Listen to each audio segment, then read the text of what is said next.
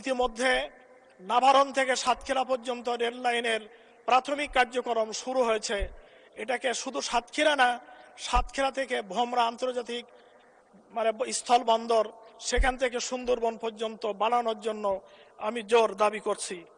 ভোমরা বন্দরের মান উন্নয়ন এবং এই ভোমরা বন্দরে হাজার হাজার শ্রমিকরা কাজ করে, সেখানে তাদের চিকিৎসার ব্যবস্থা নাই। অতএব এই শ্রমিকদের জন্য একটি মেডিকেল ক্যাম্প বা হাসপাতাল নির্মাণের জন্য আমি জোর দাবি জানাচ্ছি। সাতক্ষীরাতে বিজ্ঞান এবং প্রযুক্তি বিশ্ববিদ্যালয় দাবি জানাচ্ছি। শহরের যানজট নিরসনের জন্য যে বাস টার্মিনালটি আছে, এই টার্মিনালটি সরিয়ে সাতক্ষীরাকে যানজট মুক্ত করার জন্য আমি জোর দাবি জানাচ্ছি।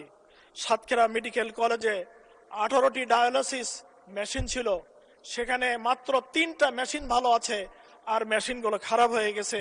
এগুলিকে আমি সারাই করার জন্য, চালু করার জন্য আমি জোর দাবি জানাচ্ছি।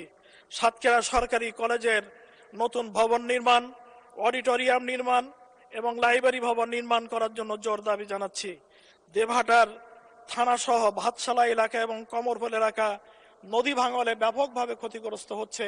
এখানে নদী ভাঙন থেকে রোধ করার জন্য মজবুত